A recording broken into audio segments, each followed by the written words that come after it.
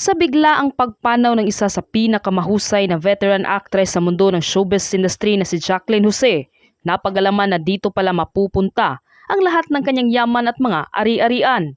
Narito ang buong detalye. Ngunit bago tayo magpatuloy, huwag kalimutang i-like, share, subscribe, and click the notification bell for more updates and for more upcoming videos. Maraming salamat! Matatanda ang kwenisyon ng marami ang biglaang pagpanaw ng batikang aktres na si Jacqueline Jose at sinabing may foul play raw na nangyari. Ngunit naniniwala at kampante ang pamilya ng aktres na walang naganap na foul play sa pagkamatay nito. Ayon sa pamunuan ng Philippine National Police, nakiusap ang pamilya ng namayapang aktres na si Jacqueline Jose na wag na umanong isa publiko at pag-usapan pa ang resulta na isinasagawang investigasyon. Agad na nagtungo ang mga operatiba ng scene of the crime ng PNP sa tahanan ng premiadong aktres matapos madiskubre roon ang kanyang katawan na wala ng buhay. Binanggit ng PNP na si Chief Colonel Jen Pajardo na kumbinsido naman ang mga naulilang kapamilya ni Jacqueline na walang foul play o anumang kaduda-duda sa pagkamatay nito. Subalit wala ring inihayag ang opisyal ng PNP kung ano talaga ang naging sanhi ng biglaang pagpanaw ng ina ni Andy Eigenman. Sinabi rin ni Fajardo na tumanggi na ang pamilya ng aktres na pag-usapan pa ang detalye sa pagkamatay nito.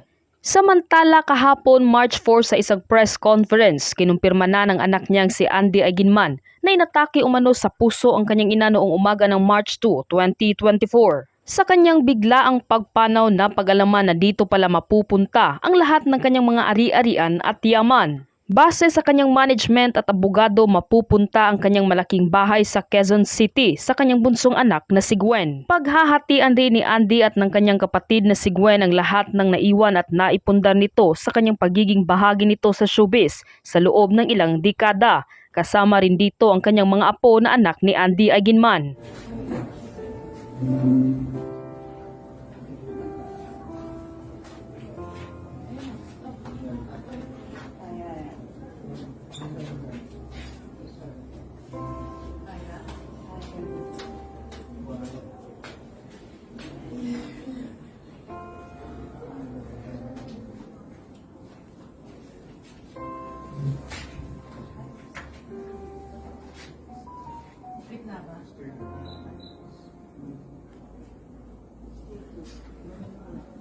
Malapit sa'yo. Mas malapit sa'yo. Mas malapit sa'yo.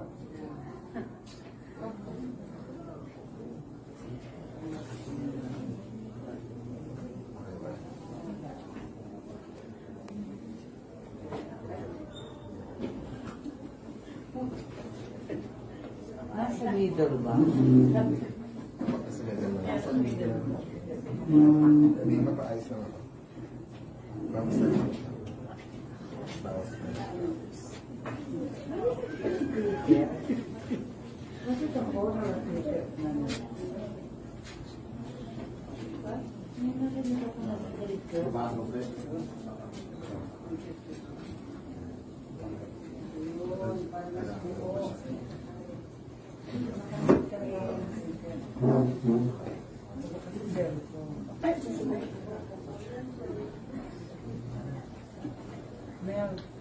May cricket ba yun? May cricket sound ba yung phone mo?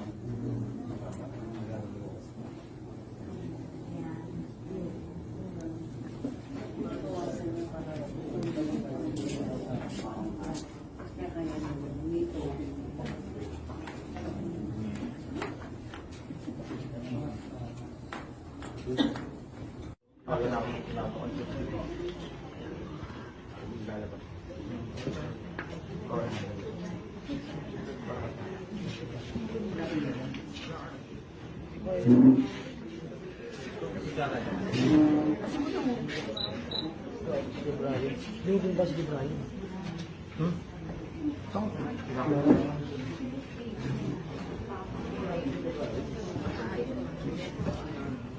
Hindi naman madali.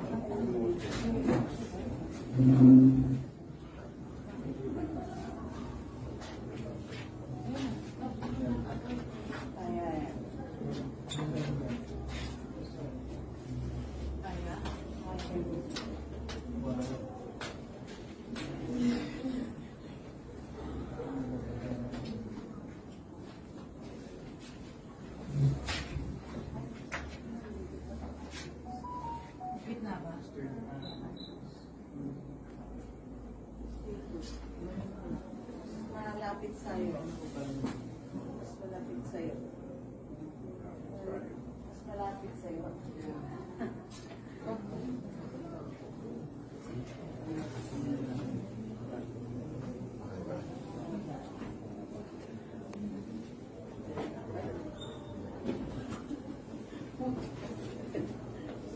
Sa middle ba?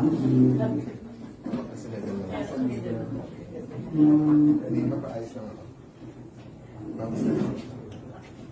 Bawas na. Kasi sa corner of naked man.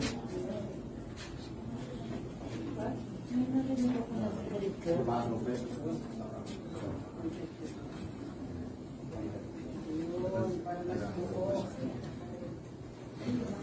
Je t'aime, te amo, I love you.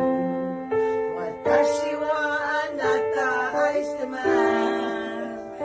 Ichinirit, iniibig kita, waidi.